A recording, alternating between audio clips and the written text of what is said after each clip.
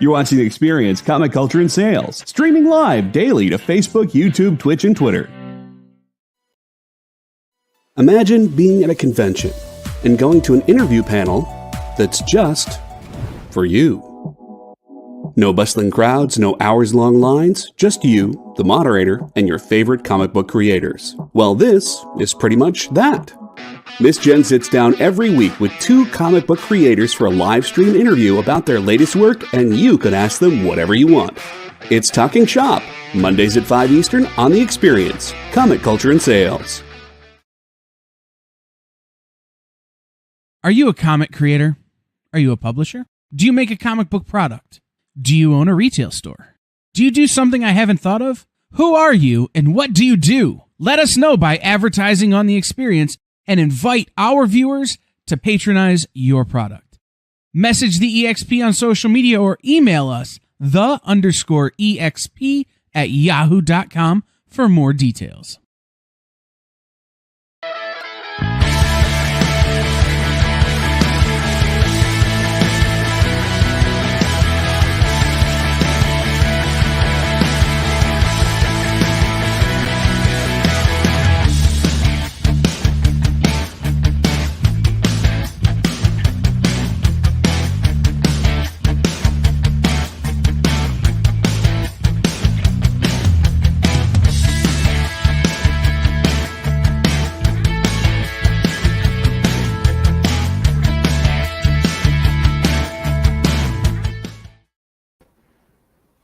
We are live, so to speak. What's up? What's going on, man? Here with Alec, JD in the center seat. Rex, no big loss, I guess. He's still on vacation. I hope he's having a great time. I saw a bunch of people popping in. Stevie B, Preston, Sheldon. I think Ron, everybody popped in. Thank you so much for joining us again. I guess I should make that sound more sincere. Thank you for joining us again. Nah, I hope he's having a good time in Alabama, too. He went there for his daughter's softball, right? It's like a softball tournament or coaching or something. That I'm not 100% sure of. But that's cool. I can only imagine it is very hot there right now. You know what? I just walking from my house to the car to here, and as everybody watches the show knows, I live like 3 miles away from Dynamite's global headquarters. And it is hot. It's really hot. Nick walked in a few minutes ago from being outside, and he had that look like, man, it is hot. Yeah, it's brutal out there today. Let's see. Today's new comic book day. We'll be talking about that. A ton of stuff came out. I hate to say it once again. I'm seeing all these things on social media about stores not getting books not arriving in the best of shape. My shop didn't get theirs. Not all of them on time. Yeah. They got really shorted. Anybody, but man, we're kind of trying to get this comic thing, back to where it was, 10, 15 years ago. And when people are psyched for books, they shoot on down to their LCS, or they text their guy and be like, hey, are my books in? Check them. Well, half of them are in, and you know how that goes.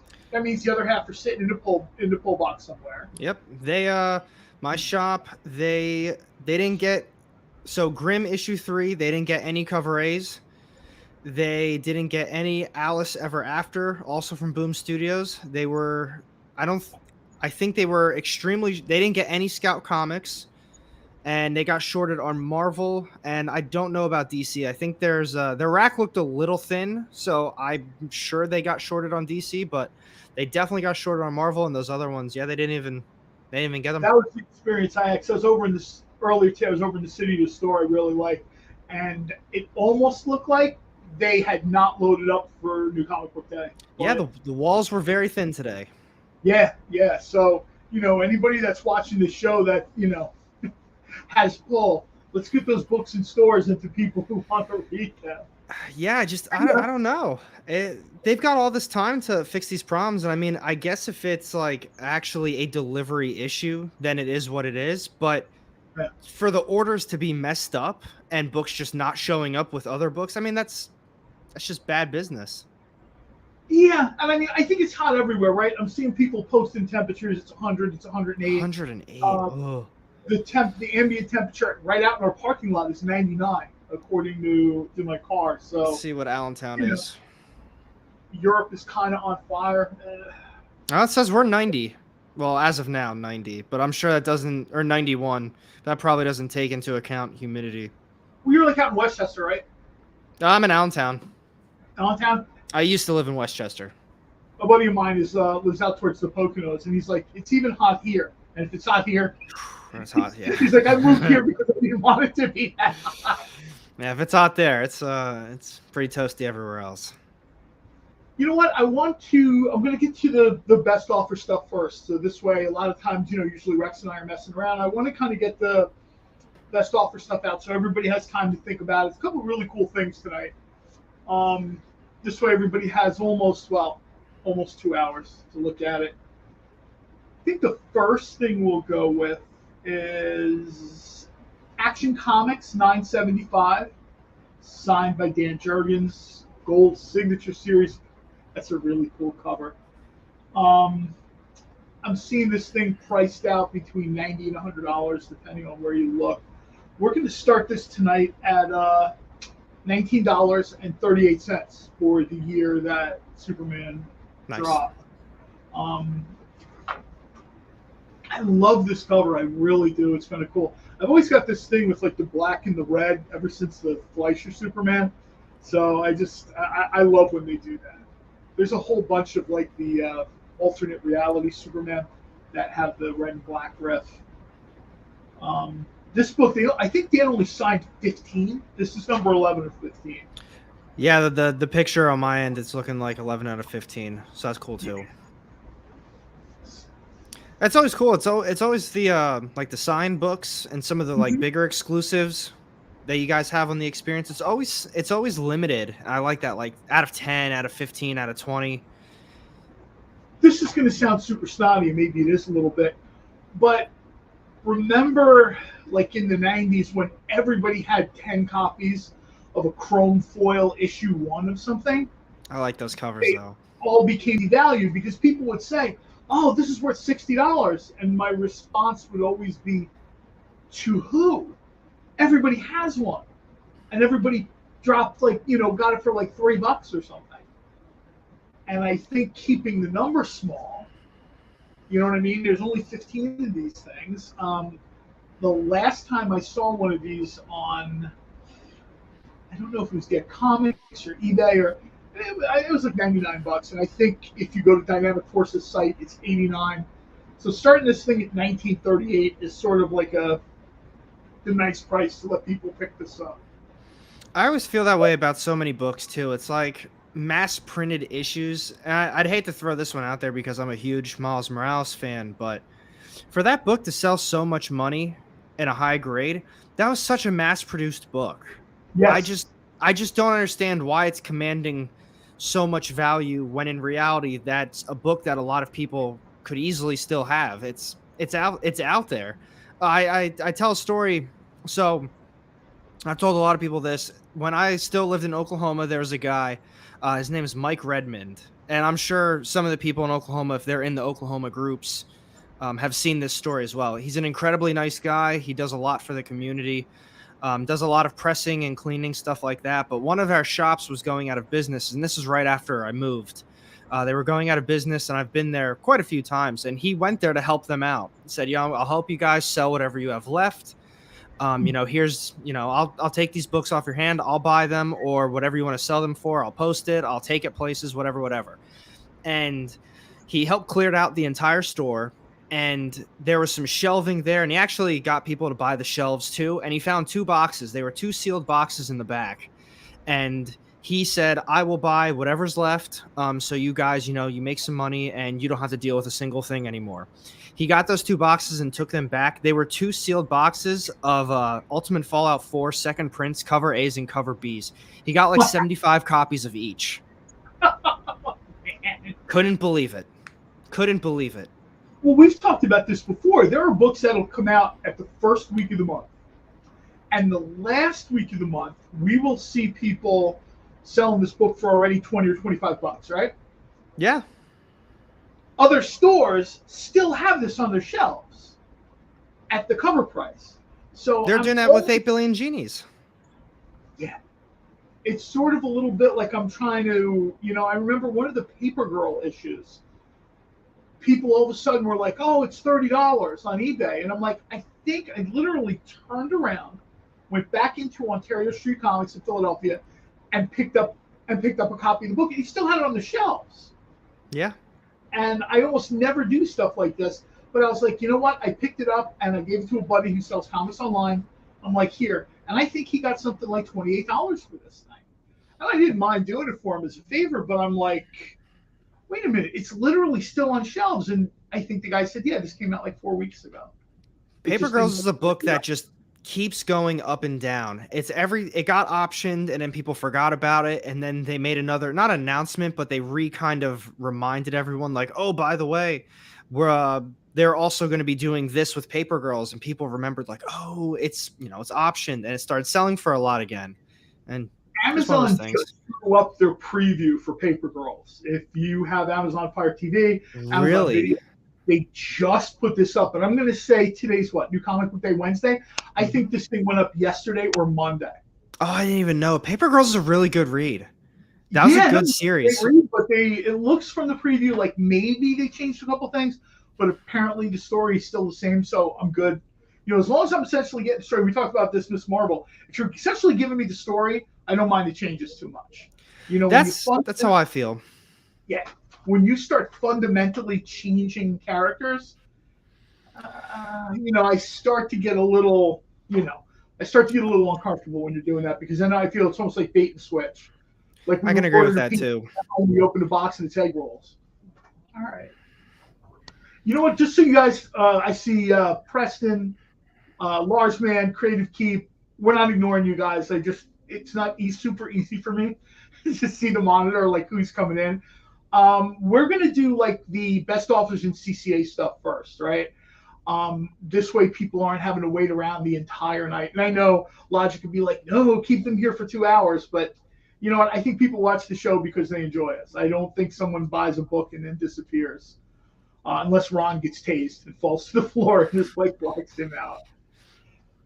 Next best offer we'll do is Batman versus Superman. Oh wow, this is nice. Batman.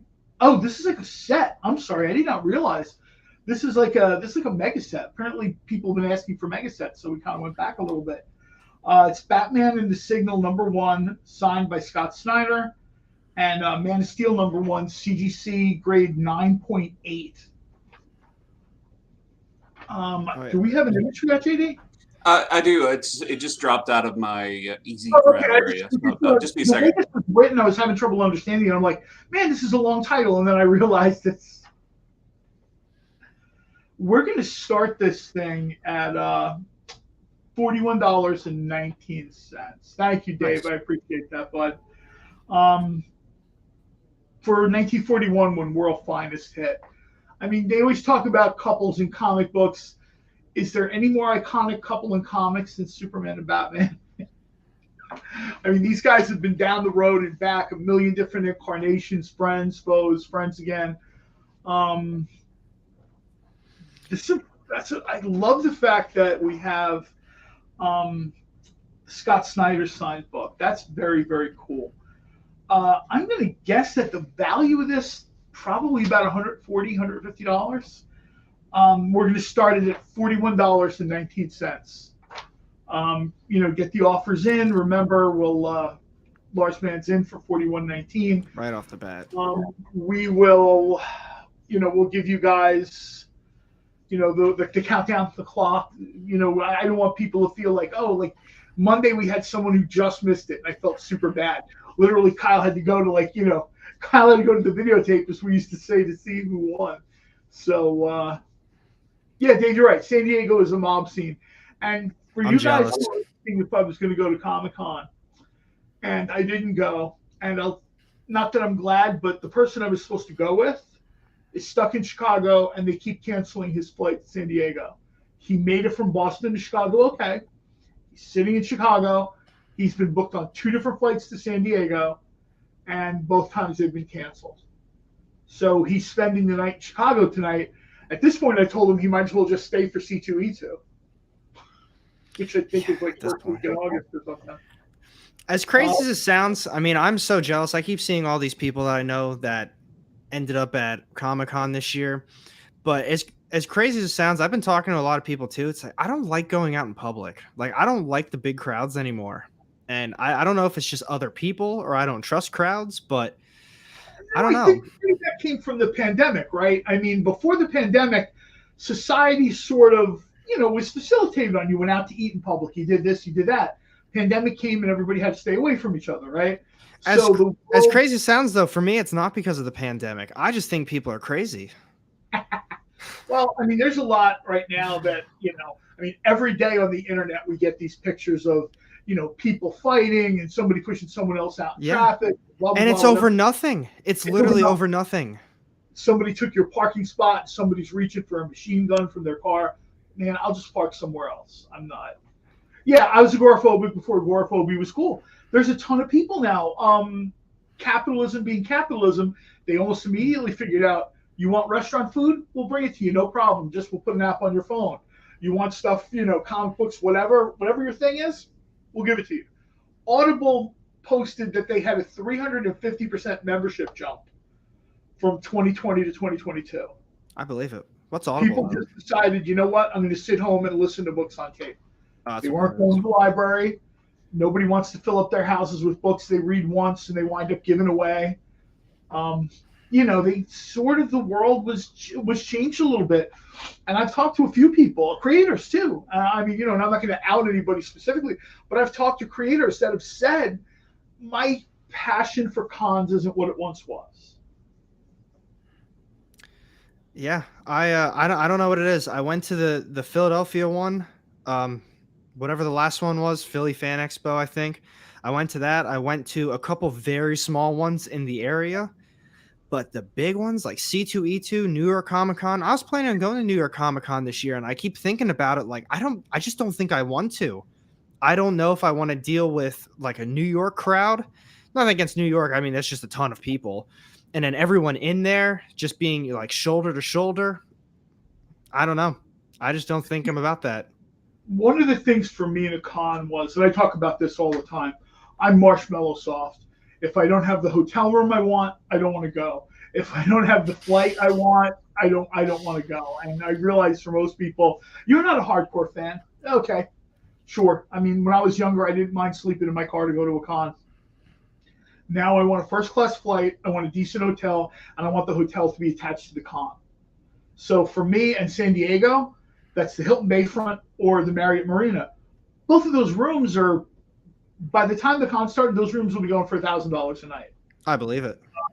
That's a lot, like a lot for also putting up with, maybe I'm going to get con, even before COVID, there was con crud. But half the cons I went to in my life, I came back with some kind of cough or sneeze or whatever.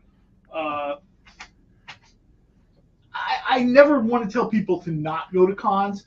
Absolutely everybody should go to cons. But for some people, like if you have trepidation about it, don't drop 4 figures and then regret it later. Because, I mean, that's a buddy of mine who's going to Chicago, and I've known him since college, and I've said to him, dude, you're not going to enjoy this. Oh no, it'll be great. I said, okay, I hope it is. He's like, are you coming? I'm like, my answer, we'll see. That's yeah, because I mean, I used to go to a lot of the smaller ones. I've actually never been to a big one. I went to Dallas Fan Expo right before I moved back to Pennsylvania. I was like, all right, cool. But that was, I guess COVID was still a thing, but in Texas it never really was a thing. I went down there with my girlfriend. Too many things in Texas got canceled because of COVID. No, and same with Oklahoma, and a lot of stuff didn't shut down. And we went there, and it was, I don't want to say it was empty, but it was very open. It was awesome. We could walk the aisle. We could go back and forth what we wanted to see. And then I went to Philadelphia Fan Expo with my friend, and the whole thing was shoulder to shoulder. And he doesn't even like comics and stuff like that. He honestly just wanted to go because of me, like just hang out. And he was uncomfortable. And he's a crowd person. And I told him, it was like, we were there for maybe 2 hours. And I told him, I said, hey, dude, I was like, I want to go. He's like, really? I said, I know you want to go. You don't even like this stuff. And there's way too many people. And he was like, yeah, I agree. Like the whole thing was truly shoulder to shoulder, and no breathing room. I went to a con. I want to say it was 2017, but I'd have to look this up. It was in Indianapolis. It was right after Gen Con. They have like a smaller Comic Con, and we went to Gen Con and we stayed. Well, some of us stayed, and we had to move hotels. And I stayed at a hotel attached to the center. So I guess Janie's talking about this right now. And to be honest with you, it's a nice hotel, great kind of swanky cocktail bar from the 40s thing. And I got to tell you right now, if it was not for the St. Elmo Steakhouse in Indianapolis and this bar, I would have left. I mean, to say people were shoulder to shoulder, everything was, Yeah. like I want to go down to the dealer room, maybe just pick up. One of the things I love to pick up at cons is gold key books. There's not a huge rush for them. You know what I mean? There's always the same 5-6 gold key dealers there. You know what I mean? They're not charging a lot. You can pick up some really kind of cool stuff or whatever. It was an awesome scene. It was the first time I'd been to a con. I never returned to that con. I think it was more of a fan expo than a con, but I literally couldn't get in. I'm walking around, I'm bumping into people, I'm trying to get people to move. Everyone's kind of watching the monitors. I'm trying to get to a dealer to buy comics. The guy I was with was like, we've been friends for a long time. He's like, do we really want to do this? We did like a big loop on the outside, took a couple pictures, went right back to the hotel, jumped in the pool, and sat there and drank for the rest of the day. Yep. I mean, I get it. I understand where people are looking at the money versus the hassle. Yeah, that's how I felt too. I spent a lot of money just to stand shoulder to shoulder with everyone and leave after a few hours. And Like, I don't know. The last 5 years or so, all these streaming shows, there were, for a lot of people, the only way to get books, especially if you didn't have an LCS in your area, was, you'd go to cons with your list. I mean, I'm old enough to remember people would open up their paper and they were like checklists or whatever. Now there's how many streaming shows where you can buy comics? Like, I mean, literally there's hundreds, probably more, where it's literally a retailer and his laptop and his camera and a rack. And it's like, hey, this is what we got.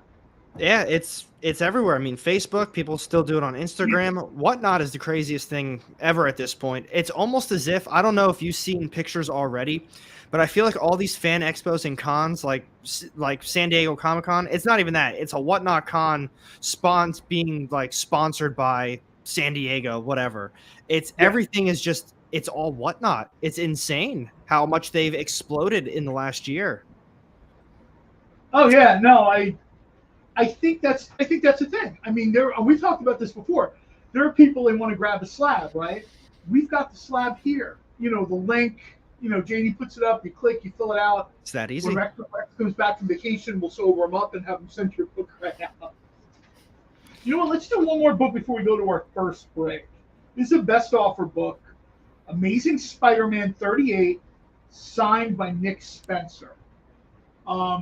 It's Silver Signature Series. Nick signed 40 of these, and this is one of 40. So for people that are, the number game, this is number one of 40. And this is, I think, up at the different sites, $69.99, $79.99. We are going to start this tonight at $19.62 for the year that Spider-Man debuted. And this is one of these books where, Lars Mann is in for 1962. Very cool. When we get back, we're going to do more CCAs, more slabs. We're going to try to get the flashy stuff out for people so you'll have time to do it. Hey, Joel, everybody that joined us, we're just kind of getting ready to gear up here. We'll be back in a couple of minutes. Alf is hanging out with us. We'll talk about New Comic Book Day. And Dave, only if Nick signed it with an apology. I'll tell you, Spencer is taking his fair of abuse from the from the fan community. I'm not going to say he's innocent, but he's taking some shots. He's taking some real shots. Man, Marvel really let him just do what he wanted with that series for a long time. Yeah. One of the comments I made on Twitter when people were bashing him one day was like, look, I get it, right? I said, but creators tend to be like kids in a candy store. If you don't tell them they can't do stuff, they do everything. And then you guys hate these stories. You should be going, if you're adding anyone, probably want to at the editor and say, look, man, I'm not buying this book because it's terrible. Like, that's how you let a publisher know that, I'm pretty sure if we did Vampirella the Plumber, everybody would be letting me know on this show. I'd be like, Nick, don't do that again. Vampirella the Plumber's terrible. And I think when you get these characters, the guy, Captain America's Hydra, and then unfortunately Spencer just has a reputation for, dude, have you not read comics? Do you not know how this works? I know. We're going to go to our break, and we'll be back in a couple minutes. Thanks for hanging out, everybody. Yep.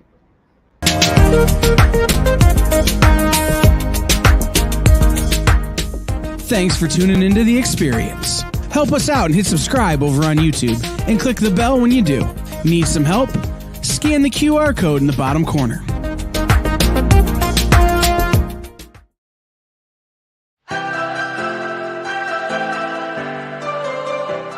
This is The Experience.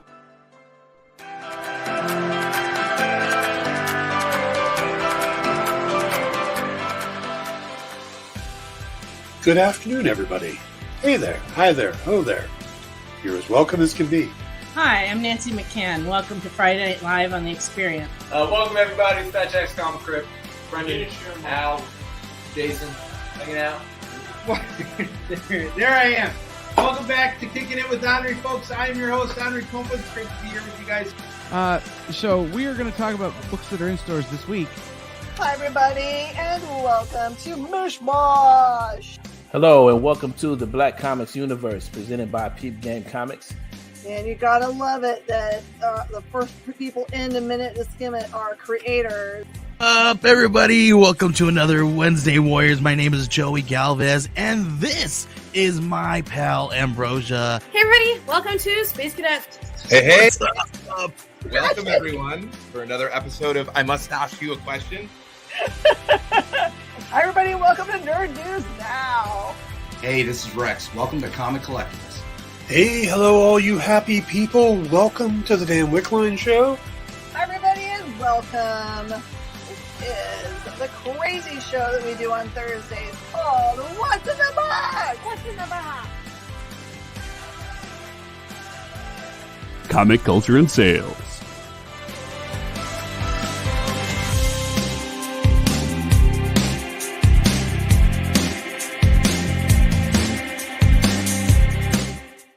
Who would win, Batman or Superman? It's the age-old debate, except it's so much more complicated than that. Nerd Killer Warfare every week on The Experience is your chance to debate other nerds in the questions we've all been asking for years, except we take those debates and turn them up to 11. Go to bit.ly/EXP casting or scan the QR code to be part of the show.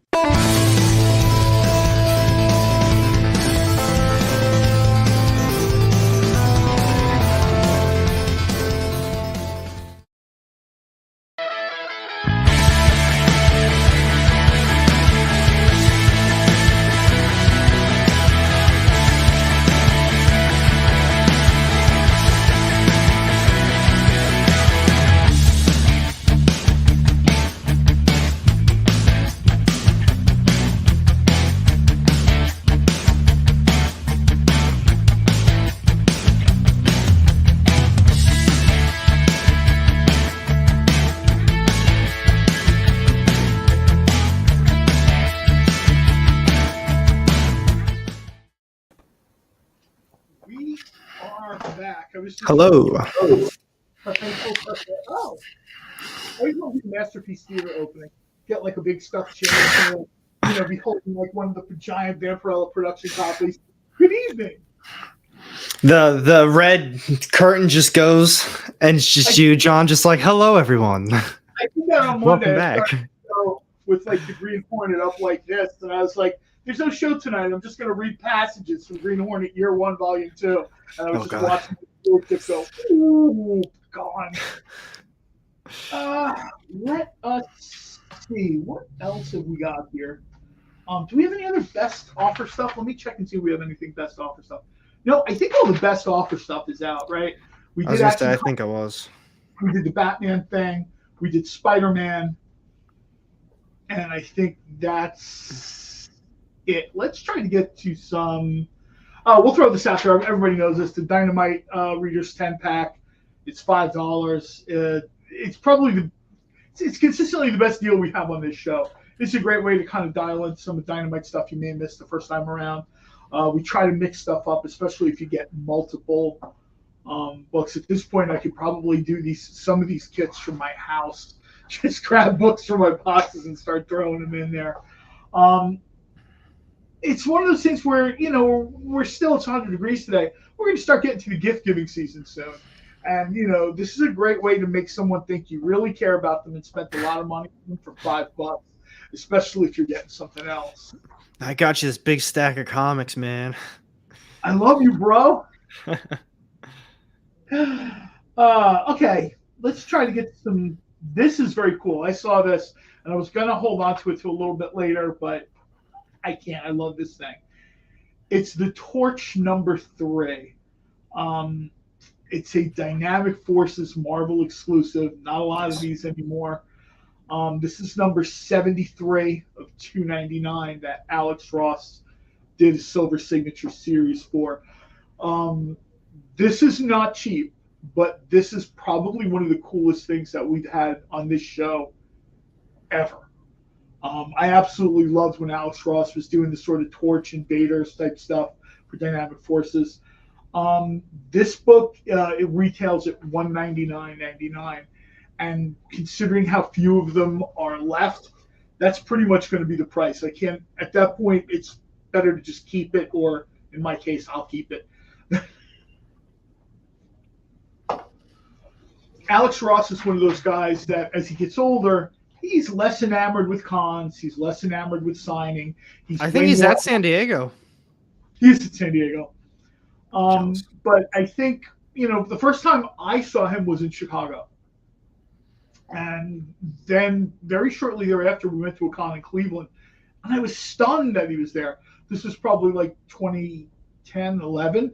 And I was stunned he was at this little con. Somebody pointed out that he kind of lived roughly in the area, so it wasn't that big a deal. My guess is Alex Ross probably doesn't do local cons anymore.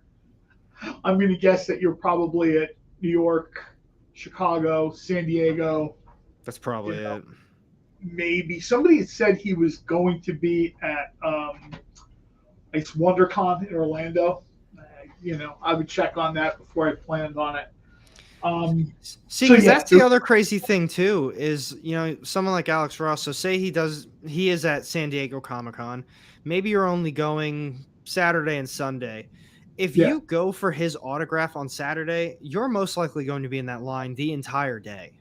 Your whole day is completely shot if you want his autograph. There are people who go, for example, the hardcore Doctor Who fans, right? They're waiting for Hall H, the Doctor Who. They sit in a line under a giant event tent, and that's their con.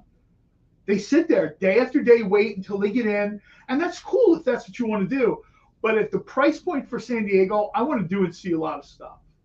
That's what I do. I go there, and I tell my friends too. Like I usually don't even dig at the cons anymore that I go to. I like to walk around. I like to experience it, check out all the artwork and the things that people have made.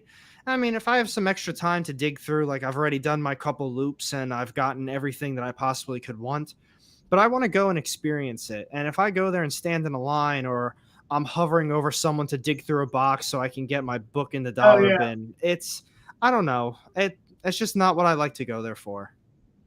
2018, we got to talk to Bruce Campbell for like 3-4 minutes as he was setting up. Now that's awesome. And that made, we spent a ton of money that year. I remember the next month, it was the only time I went to San Diego that when the Amex bill came in the next month, I wasn't sad. Because it was literally like 3 or 4 minutes. It was me, 2 of my friends, the assistant for Bruce, and Bruce Campbell. And it was very cool. He is just, the guy was shocked because I said to him, we were talking about stuff he did, and I'm like, man, I always want to see more Briscoe County Jr. And I think he was like shocked that anybody remembered that show he did. And he's a great dude. And at the price point I spent, the 3 or 4 minutes talking to him, totally worth it. That's awesome. I've only heard positive stories about him too, which makes it even cooler. He's a super nice dude, and he remembers everything he did. You throw out like an Evil Dead Army of Darkness question, he's got you. You know what I mean? Like whatever you sort of. That's awesome. He was talking to someone. We walked away, and people started showing up.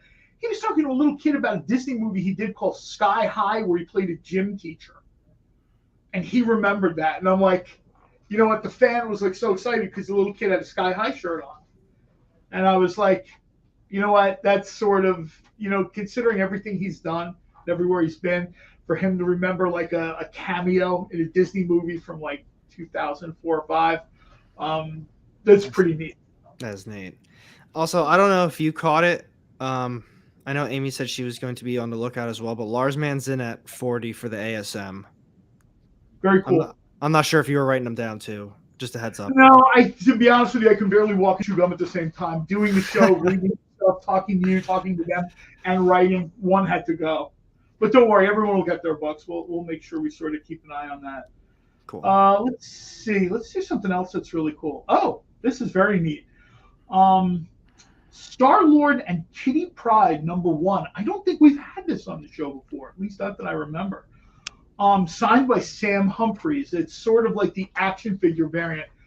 I've gone on before about how I like these things. I know that people think, they're kind of stupid, they're kind of campy or whatever. I love the action. Figure variants. I like these ones, the Secret Wars kind of action figure set, because they have another one that's like black and red, but I like these ones more. For me, these ones are a little bit more quote unquote Toys R Us. You know what I mean? These sort of have like a little bit more resonance for me. This thing I think it's not crazy expensive. It's $39.99. We're gonna have it tonight for $19.76 for the first year Star-Lord appeared. There's only 25 of these that Sam signed. This is number 425 for people who are sort of, keeping track. Oh, this is very cool. I've been kind of keep watching it out of the corner of my eye. I'm going to jump to this because I saw some people mention a little while ago. I remember during Civil War, especially in the movies, I was like real into this. Iron Man versus Cap set, Civil War, signed by Charles Soule and Ken Hazer. That's an incredible. This thing is super, super cool. This is the version of Captain America I love the most, the helmet. Okay, I think I'm just making sure. Wow, that Iron Man's incredible. The Iron Man's incredible. They both are. I mean, I was gonna say they both are, but the detail work on just the metal iron, that's a great price. Creative Keep didn't even care. He didn't even wait for a price. No, you know what? Honestly, if I was him, I wouldn't care either. I really wouldn't. Just so you know, it's kind of like one of our big deals today. It's $100. I think that's totally worth it for 2 Ken Hazer CCAs. These things are just $50 a piece, absolutely. Yeah, this is one of these things where I double check the price, because especially without Rex here, like I know Rex double checks everything. I don't. So when I saw this for $100, I'm like, is that right? But yeah, that's right. Creative Bill me. Creative Keep, that's a very cool pickup, man. It really is. I've been eyeing it up the whole stream so far. That's the one I keep looking at. I was, there were a couple things I was going to wait a little bit, but I get too excited to wait. I know Rex tries to pace out the show a little bit. No, man, I'm sitting here the whole time talking to you, looking at Captain America and Iron Man. So, hey, speaking of excited, I didn't get a chance to tell you because I just got it in the mail. I actually forgot about it.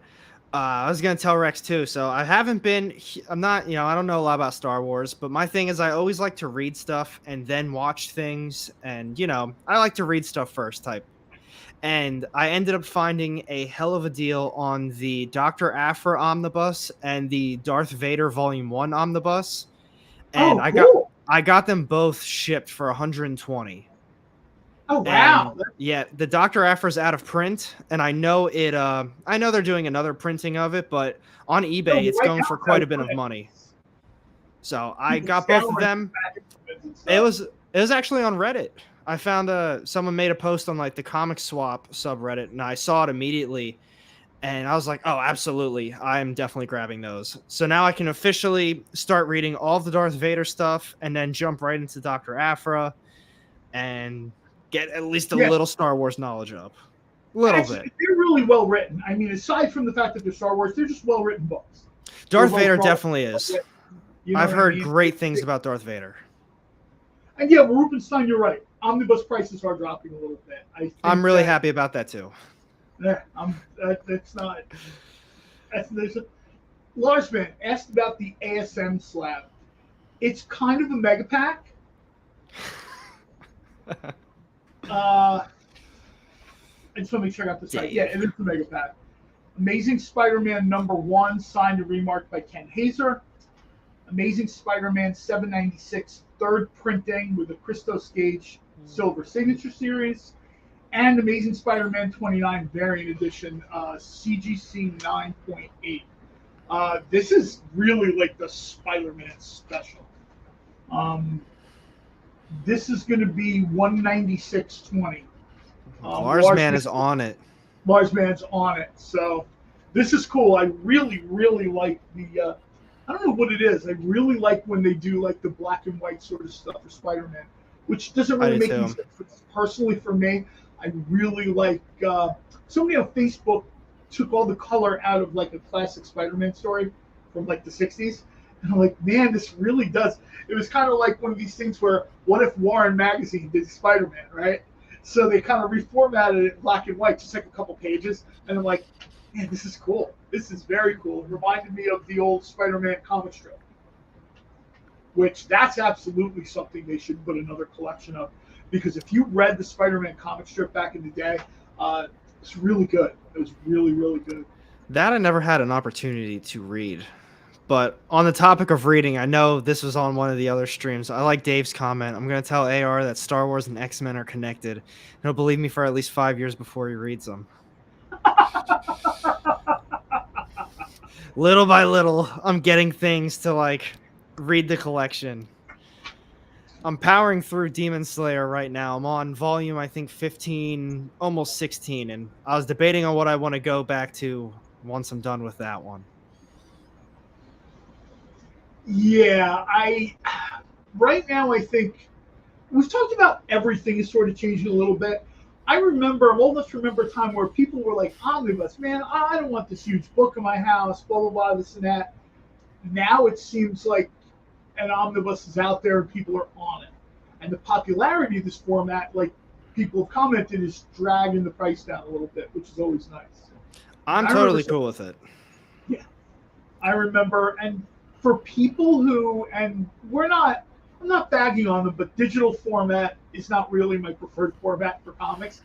But if you are digital, it's real easy to click a button, pay for it, and you've got, 30, 40 issues of a book at a time. A good buddy of mine is living in a very small place, New York. No room for comics, no room for anything. And he is grateful, for like Marvel Unlimited or whatever it is. He's grateful that he can still read books, buy books, and essentially they're on an iPad. As crazy as that sounds, if I lived in an area where I couldn't have a physical copy of the book, the AR Comics channel would probably be done. I would lose so much interest. I truly do not like reading it digital. I don't know if it's because it's a screen and I feel like I'm already looking at a screen for most of the day, or it's because I'm scrolling or I have to just swipe it. There's something about it that just doesn't register with me, and I do not like digital. Couple questions. You know what? I'll tell you right now, the only time that I pick up digital comics is if I'm seriously reading something. You can't wait for the next issue, and I'm on vacation. Sometimes it's hard for me to, like Myrtle Beach, I just discovered a comic book store, but it's still at least a half-hour drive from the hotel I stay at. And I'm free to admit, brunch every day, by 11, 12 o'clock, I probably shouldn't be behind the wheel. I don't usually know. I tend to stay at a hotel where here's the beach, here's the boardwalk. I mean, I'm a pretty simple guy. You know what I mean? I sleep late on vacation, sit out on the deck with a coffee, down to brunch I go, Bloody Mary, Prosecco or whatever. by 1:30 when people are like, you want to go to the comic book store? I'm like, no, man, no. Nah. That's not a great idea. A couple things I just wanted to address that I saw people having fun with in the chat, in the comments. No, I do not get commission. Unbelievably, Nick gets this incredibly high level of talent as a favor. This is me learning the inside of the industry so that when I win the Powerball, I can hand Nick a check and send him on his way. I saw another one too. Oh, you know what? I think I might do that. Somebody suggested I go randomly grab something and put it up for sale. I actually have to take a look and see what's here. I mean, there's a lot of stuff that's a little bit different now because of San Diego and some of the other stuff we're doing. But I'll have to see. If I can just randomly find stuff, I'll bring it out like in the last half hour. As everyone leaves, yeah, Nick, I'll lock up tonight. Don't worry about it. Yeah, don't worry about it. You go ahead and go home. Hey, head home. Lars, man, I'll be honest with you. I love you guys to death, but the only person that's going to own that coffin top shelf behind me, other than Nick, is me. Because I don't know of anybody who's read as much Vampirella as I have.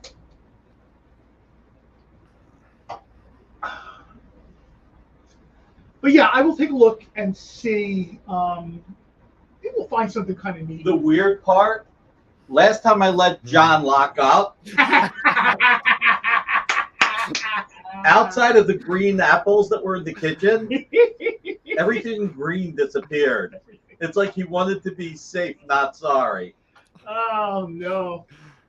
That's funny. Even the green llama stuff disappeared. Right, well, would you be surprised? That's my favorite character from Project Superpowers. I love the Green Llama. Green Llama's awesome. Green Llama's awesome. I got this figured out, guys. Don't worry about it. I'm going to turn New York into a forest. I love this. Don't trust John. Don't trust. AR, don't let him visit. Those green shelves, they'll be gone. AR, what you got back there, man? I think that's a light. What green shelves? Nice one. Everybody hit that thumbs up. These guys are rocking. And thank you to everyone who's picked up some cool comics. Yeah, we actually had a few things. I barely got the words out. It was like claim. I'm like, okay. Well, it was actually kind of, Amy and I took a little bit more time looking at everything last night, and I was like, we should put some stuff together. Let's do something different, People give John more time to talk about food. People have asked about mega pack type stuff. Yeah. You know what I mean? So I personally love the Spider-Man the most on some levels because it was 3 faces. It was 3 face covers, and I really like the black and white one. That's cool. Who bought that? Is that Lars Man? Lars Man. Thank you, Lars Man. And when I saw that Amy picked it was just so freaking awesome when Amy picked these. It's like, oh my God, you got double the Civil War. Yeah, those are sold too. So yeah, I think everything that got put up sold already. Nice. Good. I'm glad the fans are happy. Tell you what, since we're all in a good mood, this, by the way, a little bit of extra pride here, okay? And hopefully it's not Pulp Fiction pride where my head's banging, somebody's punching me in the face and my head's banging the concrete. We are the only publisher in the history of Marvel who packaged comics, not Top Cow, not what was Rob Liefeld's studio called before? Not Extreme? Not Extreme Studios, not Wildstorm. The only publisher in Marvel's 81-year history that had our logo on the comic. So this is what I'm going to do. $200, Alex Ross signed book. We cannot get Alex Ross signatures. Silver signature series. Only, well, at the time, there were 299 copies in the world. I think we've got less than 10 now. I'm going to make this $150 tonight instead of $200. Oh, wow. So, as a thank you to all the support that we are getting tonight. Yeah, and that's a book, like Nick said, that's got like a little bit of history, a little bit of legacy, a little bit of gravity to it. One of my favorite things that Dynamite has done was when they did Invaders, they did the Human Torch. There was sort and Ronald claimed the Alex Ross. Yeah, nice. Good call, Ronald. That's a good call. That's There's a few things that Dynamite has done. I know everybody thinks I just kind of like, Green Hornet, the Umbrella, but there's a few things that Dynamite has done or Dynamic Forces has done that I absolutely loved. And the big one of my favorite Marvel books was The Invaders. And there's sort of like a great Dynamic Forces version for that. And I got to tell you, we've had it on here before.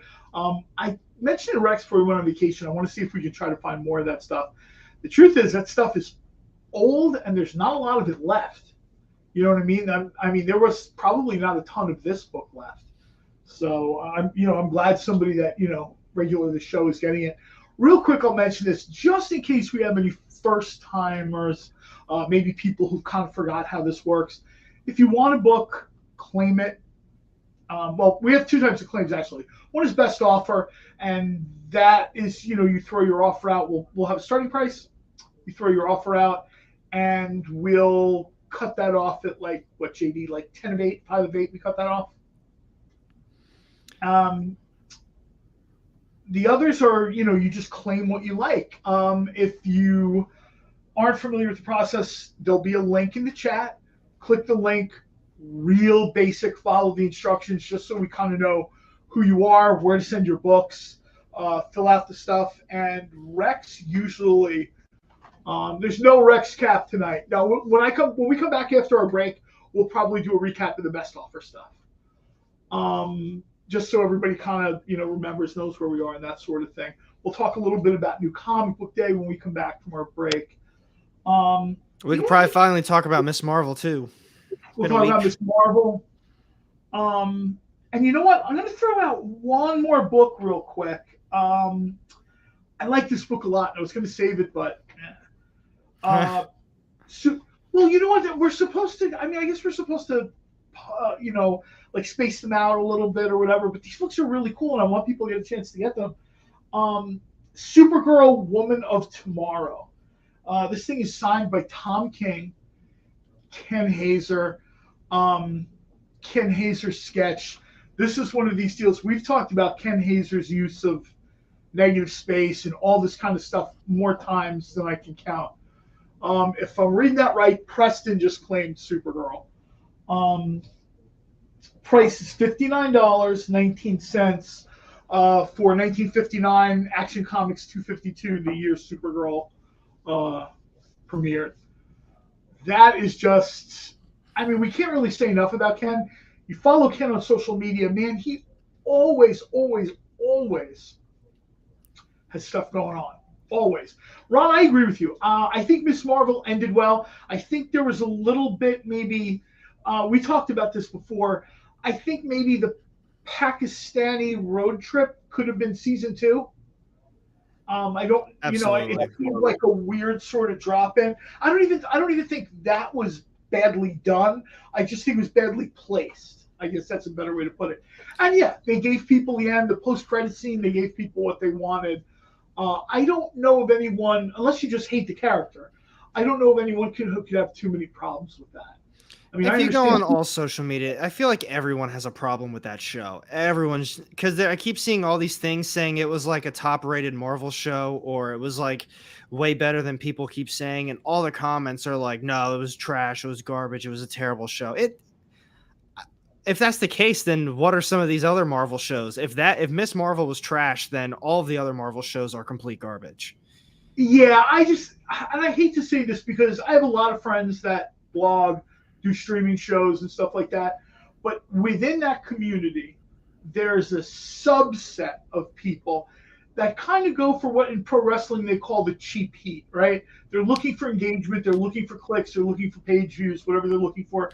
And a good way to get it, if they don't have an interesting viewpoint, is to bag on something that's popular. I ran into that in the food world. I did a lot of food consultations. I worked as a culinary consultant for a few pilots for cooking competition shows. And whenever a food journalist, comics journalist, pro wrestling journalist, whenever they're kind of looking for engagement, they'll sort of bag on something that's popular.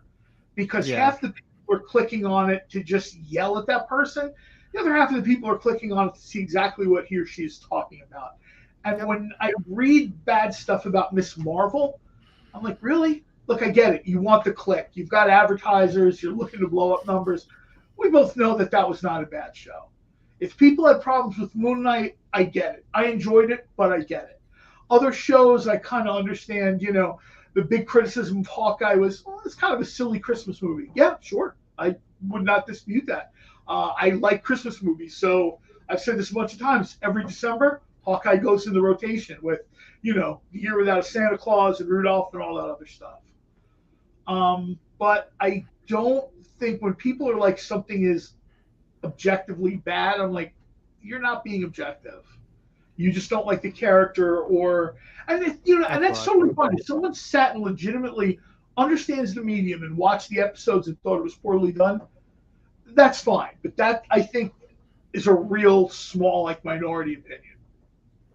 I can agree. Most of the people I know, they either enjoyed it for the character, they enjoyed it for the performances, they enjoyed it because we sort of have people conditioned now. There should be a Marvel show. Like, I'm still waking up Wednesday mornings at like 3:30 in the morning for no reason. I was up this morning and there's nothing to watch. Yeah, at this point, there's nothing left for now. I tried to sleep for about 20 minutes, and then I went downstairs and I started watching Captain America Winter Soldier and made coffee. The dog is like, what are you doing up? And I'm like, you know what? I'm up now. I think we're going to get, we're getting, I guess, Andor's next and She-Hulk. And yeah, I think She-Hulk's in a couple weeks. Part of the reason I'm not super excited about She-Hulk is I know people are going to bag on this thing to the point where it's almost going to make reading the comments like impossible. They've already sort of had the knives out for She-Hulk. And I'll be the first to admit, some of the previews I saw, you know, that was cutting edge 1990 CGI. So, you know, they got a little work to do. I feel like they were going to fix that. I'm going to be honest, I'm not excited for She-Hulk. I'd like to see regular Hulk in there. And at that same time, I feel like they really didn't give Hulk what he deserved in Endgame, Infinity Wars. So I want to see them actually do something cool with that character because Mark Ruffalo, I think he's a great actor.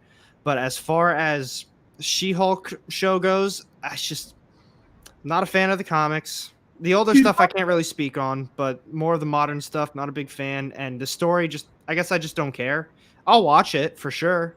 I hope it's good. Oh, yeah, but I'm not the biggest fan of the character. I really enjoyed the John Byrne run years back. I thought he did a great job with that character.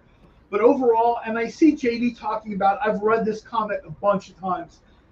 The way they're doing She-Hulk Attorney at Law, essentially this is going to be Ally McBeal with superpowers. And I sure hope it's not. I'm not particular. I'm somebody who's never particularly interested in the alter ego's life.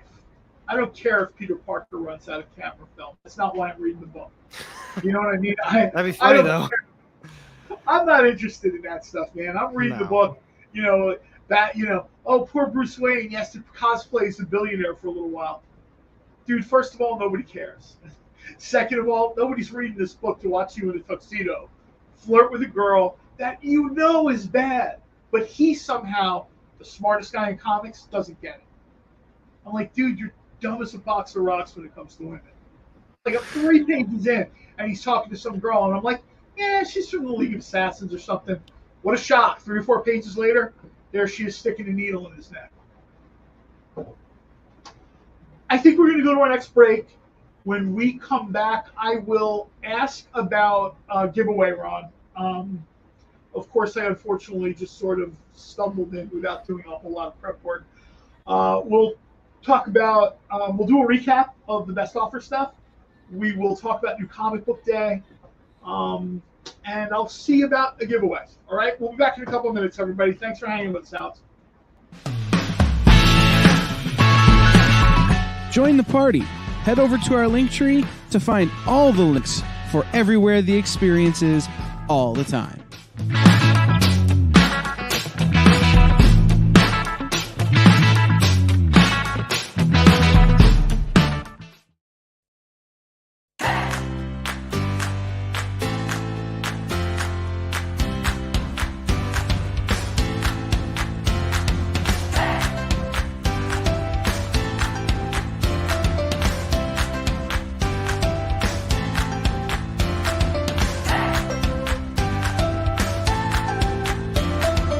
There's something for every imagination at your local comic shop. Visit comicshoplocator.com to find a store near you. Imagine being at a convention and going to an interview panel that's just for you. No bustling crowds, no hours-long lines, just you, the moderator, and your favorite comic book creators. Well, this is pretty much that. Miss Jen sits down every week with 2 comic book creators for a live stream interview about their latest work, and you can ask them whatever you want. It's Talking Shop, Mondays at 5 Eastern on The Experience, Comic Culture and Sales. There's a super new way to support your friends over at The Experience. Head over to YouTube and send us a super chat, a super sticker, or a super thanks. We'll be super grateful for your support, and then keep an eye out as we launch membership services over on YouTube. It'll be a great way to get first look access at new content and shows before anybody else. Keep your eyes peeled and make sure you're following us on YouTube.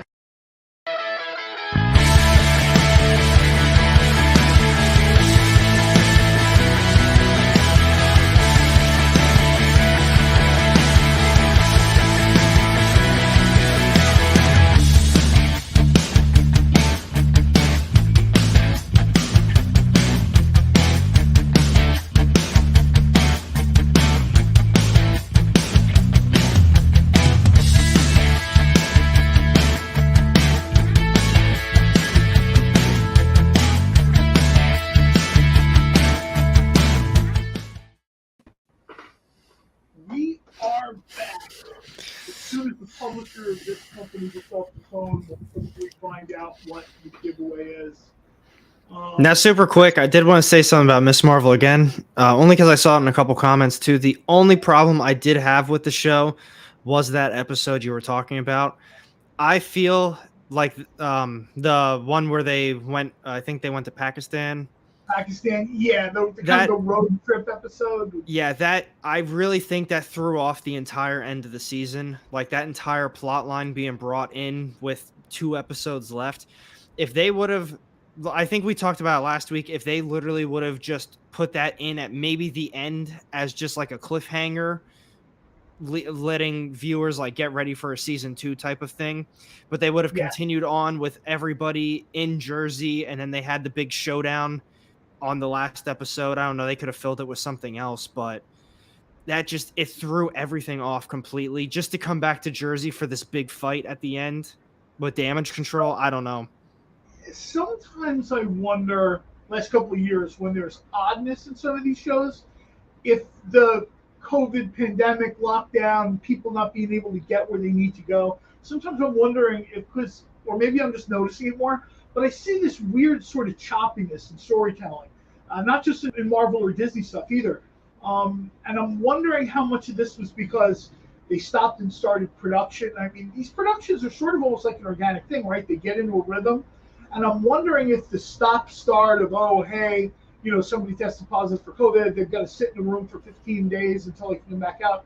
I'm wondering if that's sort of leading to what I would consider pretty weird pacing of shows. You know what I mean?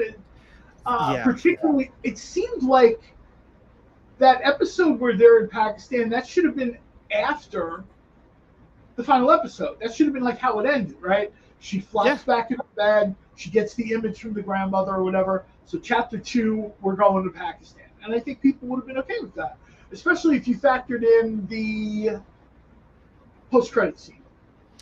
I was going to say, which is kind of annoying now, because now they're, with the post-credit scene, they're leading into the movie. What was it? The Marvels or Miss Marvels? So instead of them kind of keeping the show within the show and leading that to like a season 2, like Kamala, you need to come to Pakistan, blah, blah, blah.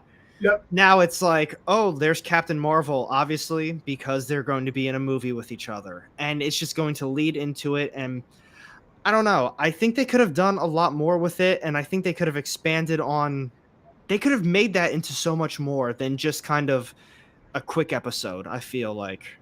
Yeah, I see what Ron is saying too about. I was reading that too. So to sort of sort out her powers or whatever. I mean, I get it. I get it. I just think it came off. Too many people I know said the same thing.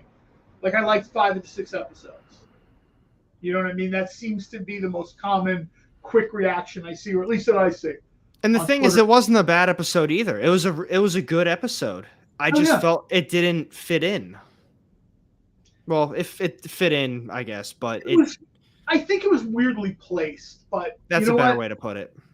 They are leading up to the Marvels, and I don't know if we're going to get another season of Miss Marvel. To be honest with you, I'd be surprised if we didn't, simply because it's successful. Marvel is trying to reach different segments of the audience, and that seems to be a great platform to do that. I know some people are saying it underperformed. When you're setting the bar that high, it's really hard to, you know what I mean? I think personally, they kind of gave us 2 cliffhangers. The Captain Marvel one at the very end, like the end credits scene. It's been out for a week. If I spoil something, I apologize. But that I think was one cliffhanger. And that was more of a let's gear him up for the movie. But I think, if anything, we are going to get another season of it, mainly because of the comment that Bruno made to her about her, I guess, genetics. Oh, yeah. So that was a nice cliffhanger of itself. And then we got the post-credit, and I like that too. I don't know. I like that. I was reading a thing that they initially... Oh, I'm sorry. You can go. No, I was just going to say, they left themselves a lot to work with, right? They did. Left themselves a lot to work with. They've got clearly, there was some debate about how on board Brie Larson was. It seems to me Brie Larson is all in being Captain Marvel. It doesn't seem like there's always comments about ambiguity and maybe she didn't want to do it. All I know is that she seems to be, you know what I mean? She seems to be ready to go to be Captain Marvel. And they seem to be ready with movies. They seem to be ready with more stuff. I understand people, like or dislike different things. Rubenstein, I have read, not all of the comic, but I've read a lot of Miss Marvel. Did the show follow the comic? I'd say it's been a week. Well, like you're giving spoilers. It's been a week, man.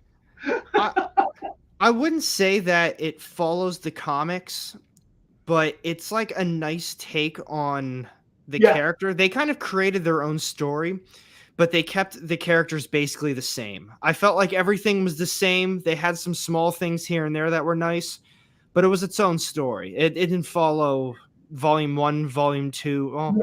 Or the newest one. Of the character more than the actual issue by issue, you know what I mean, goings on. They've changed some stuff, and they even talked about that before the first episode. They're like, we've had to change some stuff around to kind of make this fit in the MCU. And I know people were upset. But at the same time, being online and watching this at like 4 whatever in the morning, and I'm part of a watch party and I'm watching this, when she says the thing, like everybody freaks out. I mean, it's trending on Twitter at like 4 o'clock in the morning.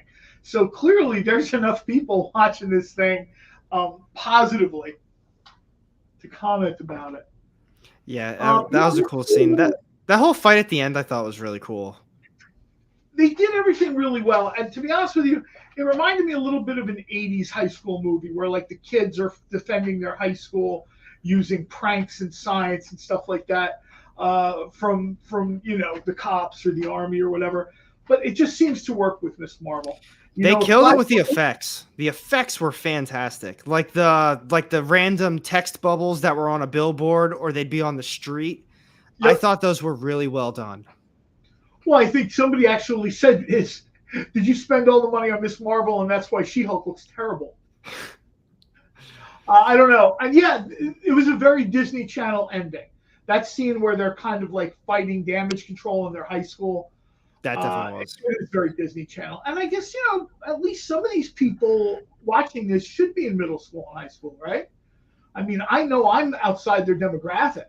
Like an old, fat old dude is not supposed to be watching Miss Marvel. I watch it because I enjoy it. It's part of the greater MCU. I'm happy to support that. But, I am not who they're making that character for.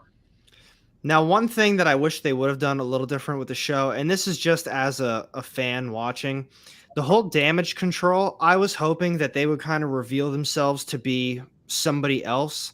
Hydra. No, not Hydra. No. In the comics, they have the champions in the champions kind of series. They have a little one called Outlawed. They introduced this one group. It's called Cradle, and it's just like an organization that puts an end, or they try stopping, kid heroes, like kids that are under, I think, 18. They can't be superheroes, and it's just an organization that basically arrests them. And I was hoping that would be them, because that would be a great segue to everything that I feel like they're trying to do. I mean, they got Kate Bishop.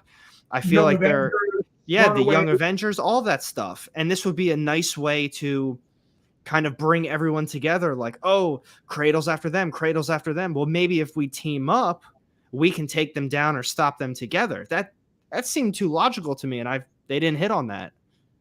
My guess would be when you'll get sometime, might be several years off, but the next kind of Avengers Assemble moment you get will probably be the kids, and it'll be Miss Marvel and Miles Morales and the Young Avengers and Runaways.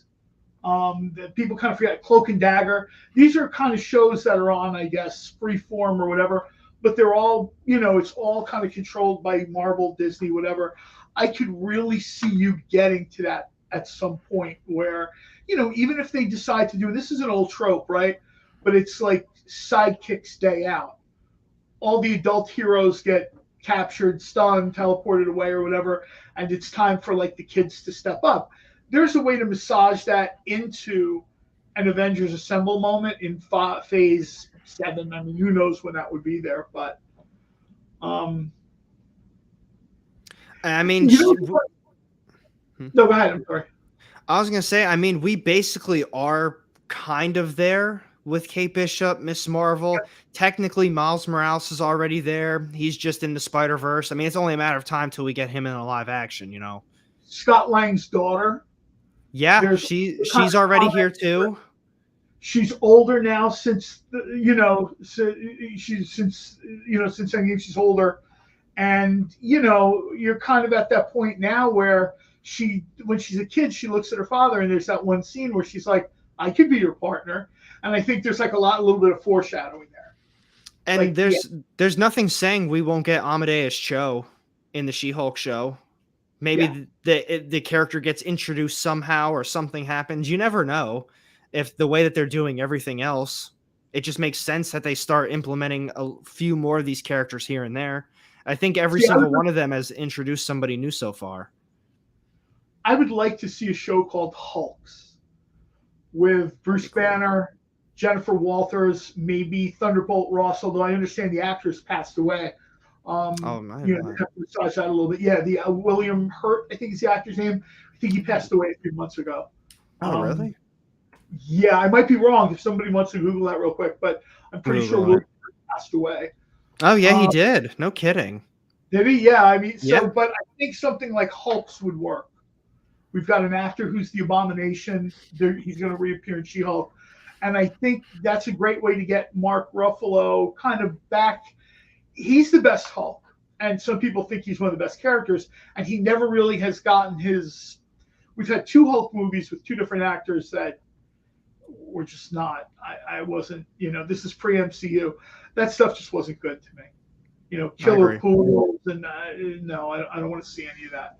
And I think, we've got Thor movies. We've had multiple Iron Man movies, Captain America movies. I think if we're not going to get a Hulk solo movie, I think Hulks as a Disney Plus series would work, where you could sort of massage all these characters in.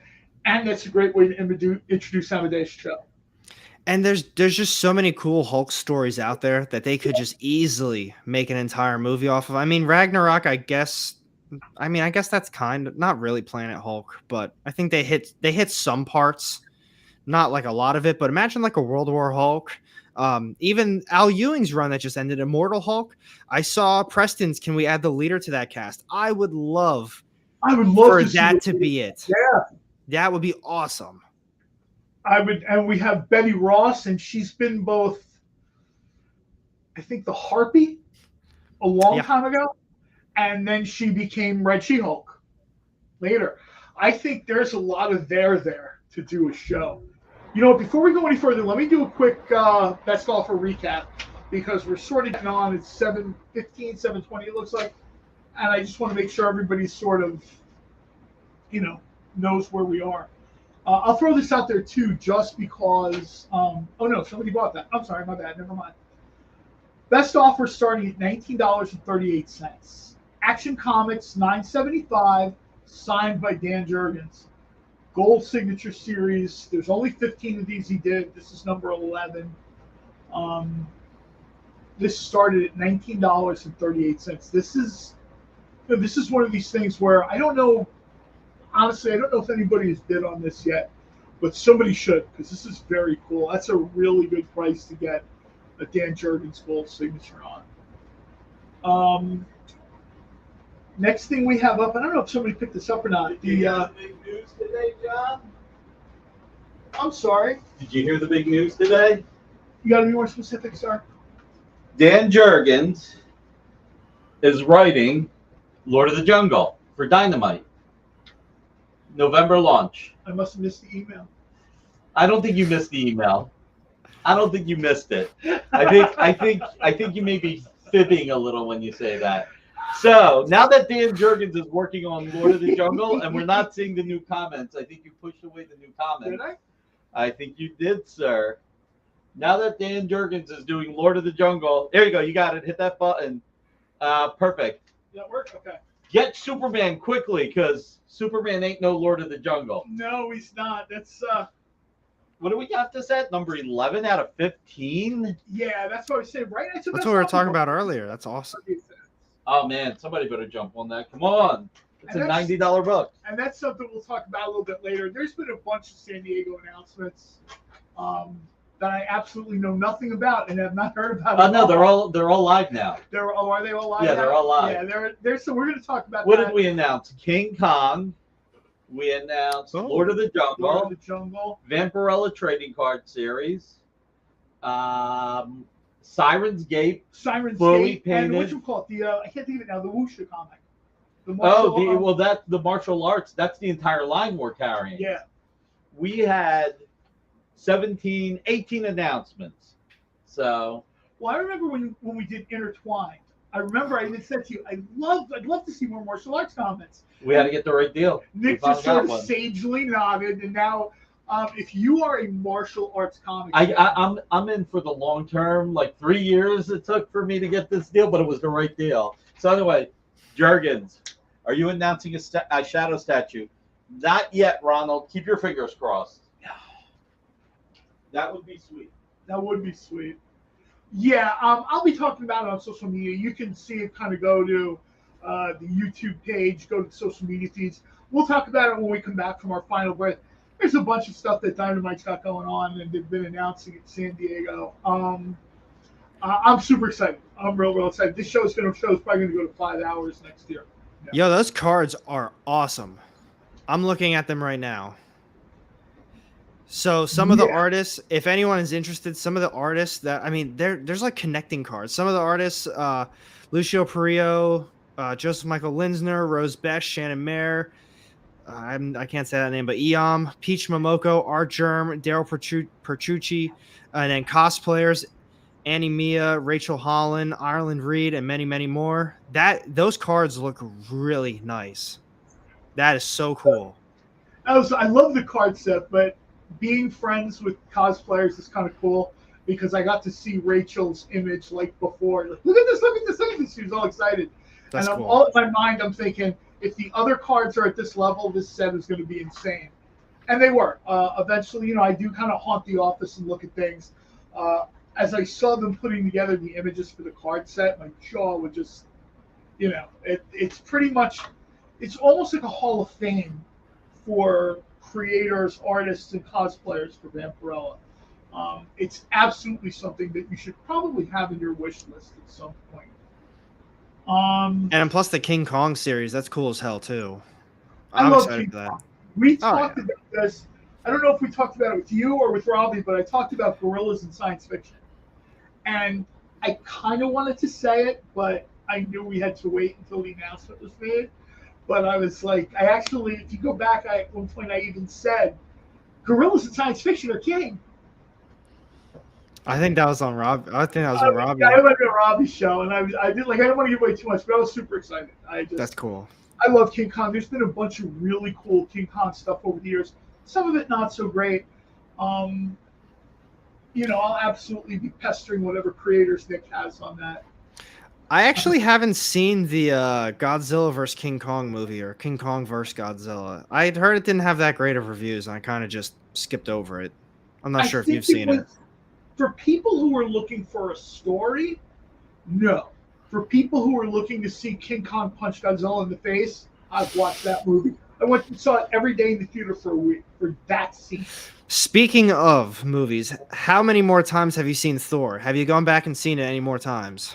Yeah, I think I'm kind of finished. I've seen it 11 times. Oh my god, I haven't seen it one time. And I think it gets to the point now where as they're shrinking the window between theater and Disney Plus, you know what I mean? Like Lightyear, which I saw last week just because I was in the mall, was, I was like, okay. I mean, it's going to be August 3rd on Disney Plus. So now it's sort of, the time is shrinking. Is there like a usual time for a movie to make it to Disney Plus, like Thor to Disney Plus? Is there like always a set time, or does it just happen? 45 days? 45 days, you think? I think they've talked about 45 days, which is, 6.5 weeks. Now, for someone like me, I can't wait 6.5 hours. Like, I'll go see the movie Thursday night at midnight. To have this weird kind of sick joy of, seeing it for everybody else. But because I do want to see the movie, but all the negatives, all the tons of negatives. I mean, there's obviously people who still say it's a decent movie, like it's a good movie. Oh, what, movies Thor? Are for Thor. Movies are expensive. I'm gonna wait. I think very much they've made movies so expensive now that it is very much an economic decision. Let's just say you're a family of 4, popcorn, soda. You're over $100 for a Marvel movie because you want to see it in IMAX or RPX or 3D or something. Yeah. If you look at the prices of some of this stuff, you're at $20, $30 a ticket. A large soda is $8. Large popcorn is $8. God forbid you want like M&Ms or something. You're $100, $120 all day. Yeah. It's...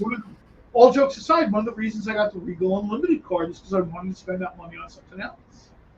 I mean, if I go see a movie 16 times at $20 a piece, I'd much rather pay for it once or twice and then, have a membership.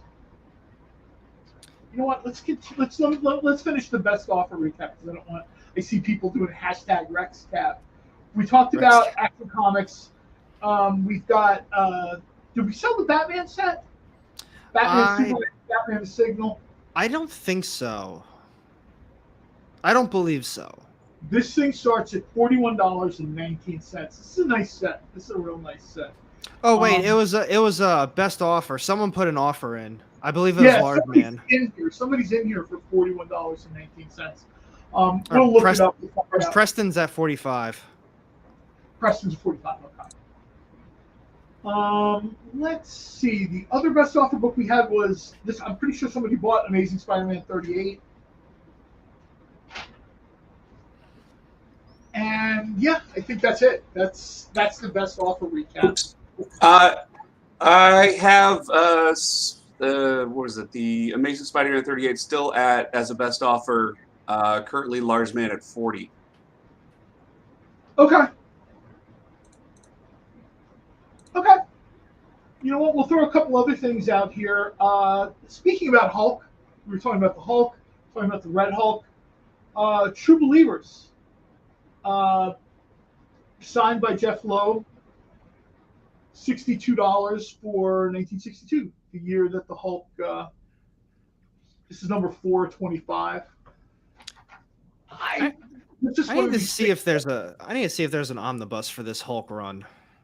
I don't know if there is. Red Hulk or True Believers. I'll tell you right now, this is one of the things where we talked about this. These are one of the characters. Eventually, Red Hulk will appear in something. All the only a matter of time. You know what I mean? All the Red Hulk books are going to blow up in value. So, you know what I mean? This is sort of a chance to, you know, I've seen this book already at like $100.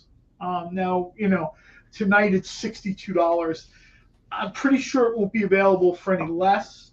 So if this is something like, oh, you know, I've been thinking about buying this or whatever, I suggest jumping on it now. Don't wait, because eventually they'll announce a new Thunderbolt Ross, or somebody else will just be Red Hulk. They'll just kind of wholesale change the story, maybe make it Glenn Talbot, whoever. And, you know, there's no way we don't get at some point Hulk versus Red Hulk on either the big or small screen. I'd be shocked. That's leaving money on the table for them. And the MCU doesn't really do that. No. They're definitely going to be doing it at some point. We'll talk real quick about this is cool. I almost forgot about this. We have a Spawn set, which is very, very cool. Has one of those raw pencil incentive variants by Greg Capullo. I love these things. Spawn 314. There's a Ken Hazer remark in there. King Spawn #1. There's also a variant cover for Spawn 321 9.8 CGC graded slab. I should have got to that sooner because people love Spawn. At some point, we'll probably get an image up there for it. A lot of people do ask for Spawn in the Whatnot auctions that I do. I see that a lot in all the little kind of corners of the internet that I go to or whatever. I see Spawn as people are like, that character's not that popular anymore. Yeah, don't you believe that?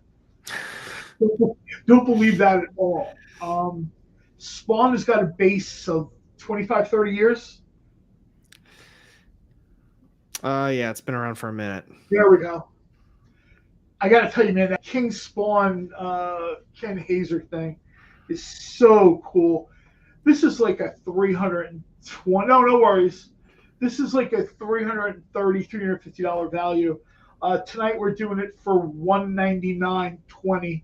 1992 being Spawn's premiere date. I absolutely love those raw pencil variants, man. I got a couple of those for Green Hornet, and I really love them. Of course, the Ken Hazer is... I have 35 copies of Spawn #1 in pristine shape. Lars, man, that's like currency. He goes to buy stuff now and he just drops a few of those. People sort of building the Ken Hazer collection. I don't know if Ronald has one of these or not. I mean, he kind of has everything, but, And we'll talk about... Oh, you know what? Let's go to our last break. We come back, we'll talk a little bit about New Comic Book Day, what we have up here from Dynamite, what's in stores, what should have been in stores and wasn't. Alec, thanks for hanging out with us. And thank you. Be back in, just a few minutes. Get the inside scoop on everything happening at the experience every week. Join our mailing list by scanning the QR code at the bottom of the screen and then watching your email inbox.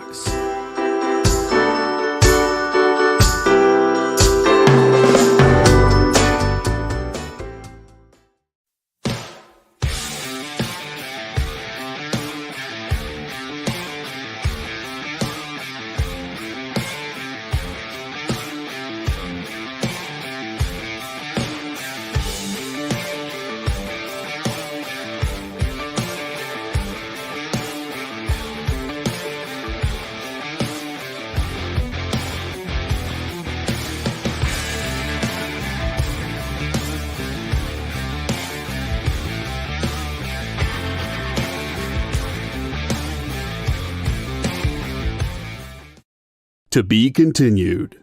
3 little words that hold the secret to the next great story. 3 words that will thrill you, confound you, give life to new possibilities. Every variation of To Be Continued is a promise of adventure, a promise of excitement, a promise of unseen wonders and unexplored worlds. A promise that every issue you read makes you a part of a never-ending journey, and behind every page there will be an unopened door waiting for you. This story to be continued at your local comic book shop today. Visit ComicShopLocator.com today.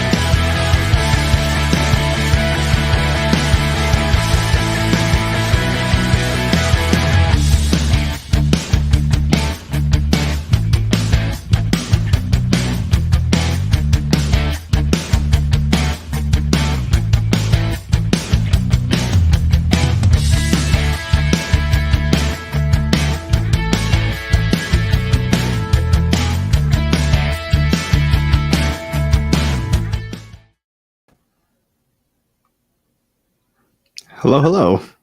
I was busy reading the comments, and I'm like, oh, we're back. Dee, question for you. Do we have time to do a giveaway? Sure. We do? Yeah, absolutely. Nick, I don't know if you're watching the show or not, but what do we want to do? You want to do the hashtag Rex come back? Make Rex feel loved? Will that one work? Yes, no, maybe so. I know. Oh, you know what? Yeah, I'm just doing what you are telling me to do. So just whatever you say, I'll do it. Yeah, let's do the hashtag Rex come back. One word, all lowercase letter. Perfect. Thank you. All right. Hello? Is David here? Cerrone? Yeah. He's always here. What's he going to be doing? Henry Cavill is back in a huge way. Well, I got to look that up. Cool. Vampirella Strikes #3 Lucio Parrillo cover. Nice. Rex come back. Yeah, that's the hashtag. Rex come back. I don't know, man. I think you guys are killing it. I don't know. I think from now on I can save money by. No, Rex is fired. No, I didn't say that. I just meant not having to pay him overtime to be here on Mondays and Wednesdays. All right, so Lucio Parrillo, Vampirella Strikes, $50 virgin cover. The money you save on Rex. I'm surprised Ronald didn't kid around and say Rex don't come back. Rex don't come back. You know what? New comic book day. Let's throw this out here real quick. We have the usual sort of 4 Dynamite Virgin covers. Usually they're retail at 50. Tonight they're going to be 40. I will throw out one thing. The funnest one. Yeah. Look at that. Mad Bull versus Garbage Pail Kid. I snagged my cover A. Awesome. This is a Jason Crosby cover, and I got to tell you, everyone I know is talking about this thing. It was so fun. This is just a lot of fun.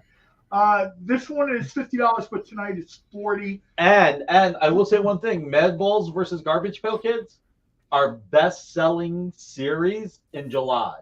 It is our best-selling series in July. And so cool. And today or yesterday we announced Garbage Pail Kids Origins. In the entire 40-year history, the origin has never been told. Now that's dynamite. Ron wants to know if he wants the issue numbers for Spawn. Sure.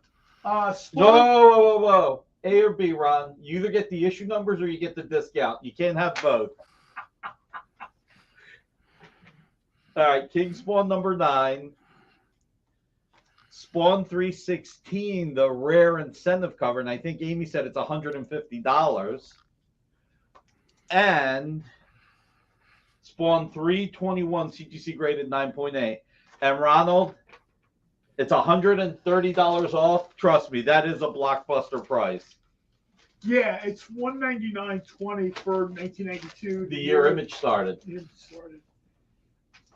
So are they still in the honeymoon period, or are we done waiting for books to come out on time for that? Oh, will you stop? Give me the number and he can have the discount. But here we go. Garbage Pail Kids return to comics. Now, the last 3 days were definitely huge for us. Absolutely huge. I mean, Sirens Gate, like we said, we were talking about this before. We've got Sweetie Candy Vigilante, Garbage Pail Kids Origins.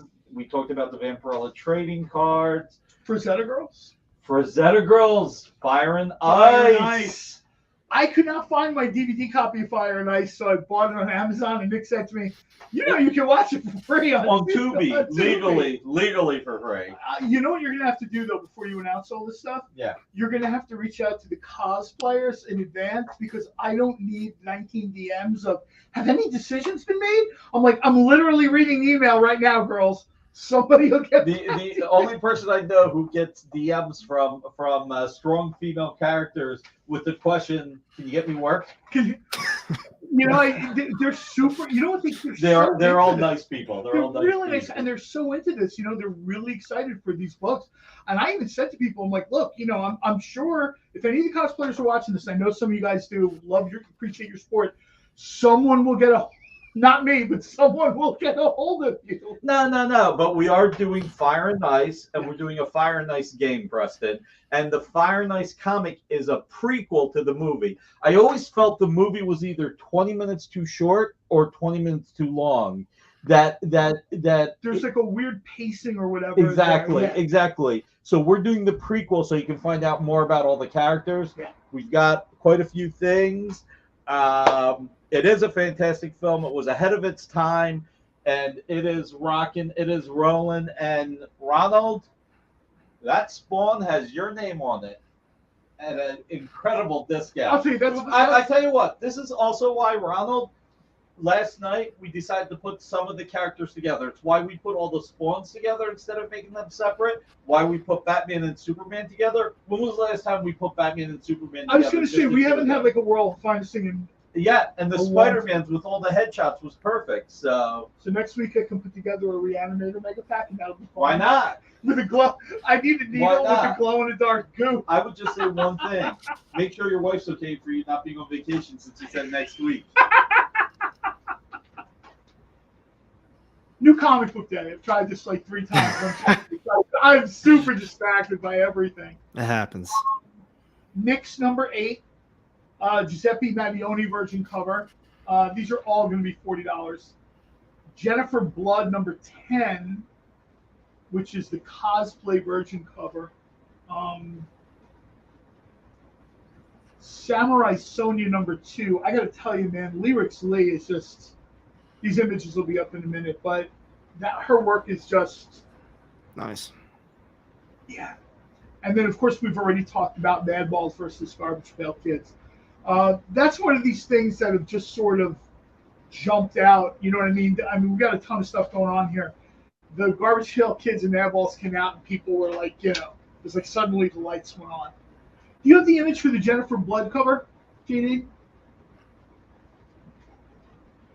I love this. I absolutely, the day this was photographed, thankfully the photographer sent me proof, and I was just like, of all the characters that Rachel Holland does, she really has like a Jennifer Blood vibe in some of these covers. I just, like I said, especially the Virgin covers, we're kind of getting the whole image. I love these things. These things are all $40. Normally they're $50. Probably at some point we're going to do like a cosplay mega pack. That'd be cool. Yeah, I just think it would be cool. You know, we've got a few cosplayers. You mentioned Ireland Reed earlier. Jackie Gaynor, Gracie the Cosplay Lass, Rachel Holland, and and this is real quick, I'm going to mention this tonight. A Twitch show commented about how X-Men have the best female characters. And of course, it's always a matter of opinion. But I took an opportunity to throw in a cheap shot there and say, no, actually, you don't. If you look at the strength of Dynamite's characters, I'll put those characters up against Marvel's, DC's, any sort of, you know what I mean? And of course, on the surface, people are like, no. But, you know, yeah, sure, I get maybe you like Storm or Rogue. Characters like Vampirella and Red Sonja have much longer legacies than those do. Barbarella, Betty Page, Elvira. I went on and on when I just kept naming stuff, and I was just like, look, I get it. If you're an X-Men fan, that's totally cool. That's the Nick's cover. Dynamite, when it comes to female characters, I don't think anybody is at that level right now. And I know Marvel and DC people will disagree, and that's fine. Sure, go ahead. But no, not on this show. Nobody is kind of at that level of female characters. Dynamite puts female characters front and center. You know, people are like, oh, the X-Men have great characters. When was the last time you saw a Rogue standalone series? Everything they do are these series, you know what I mean? Dynamite is putting female characters, you know, front and center. And as far as the covers go, nobody is doing the covers that Dynamite is doing. You know, most people have cover A, cover B. You know, Dynamite's got like, you know, cover G, cosplay cover, you know, different tints and variants or whatever. You know, that being said, but you happen to come across that show on Twitch, let them know I said hi. I think it's like Carol Ann Talks Comics or something. If you happen to watch that show, tell her I said hello. She's welcome to come on the experience, and I'll explain it to her. Let's see, where are we here? And by the way, next Wednesday, just real quick, everybody, make sure you pick up your Vampirella Year 1. Thankfully, I already did. See what I'm saying? See what I'm saying? He just snuck that up like, yes. See, Nick had to take an important business call, and oh look, my Vampirella collection got much better. Yeah, next week is Vampirella. Next week is Mirka Andolfo's Red Sonja. I'll be snagging that Vampirella. I am enjoying this so much, and this was after I had some sort of trepidation about it, but really well done. John Carter of Mars, number 4. Have you? I'm guessing you've already read the Vampirella. Year 1, yeah. Yes. For someone that doesn't, or someone who hasn't been reading Vampirella or wants to jump into the series to, like, you know, start reading Vampirella, do you think that would be a good new one? Yeah, actually I do, because it's not going to be, they're basically starting from scratch. So yeah, sure, if you've read Vampirella for 10 months or 10 years or 50 years, that's great. But they're essentially giving you, I mean, there's probably little Easter eggs you might not get reference to because, you haven't read the books, but to enjoy the story in and of itself, Christopher Priest knew when he was doing this that there was a ton of Vampirella history out there. You know what I mean? A ton of creators, and guys like Tom Stagowski, Grant Morrison. It's a huge list of like top shelf talent that's worked on this book, over the last 40 or 50 years. So when he was crafting Vampirella Year 1, he sort of said in one of the interviews with Adam at Dynamite's YouTube channel that he knew he couldn't go, he had to consider people who maybe they knew who Vampirella was, maybe they hadn't read a ton of stuff or whatever. What is the ASM offer up to? Wish I knew. JD, do you know?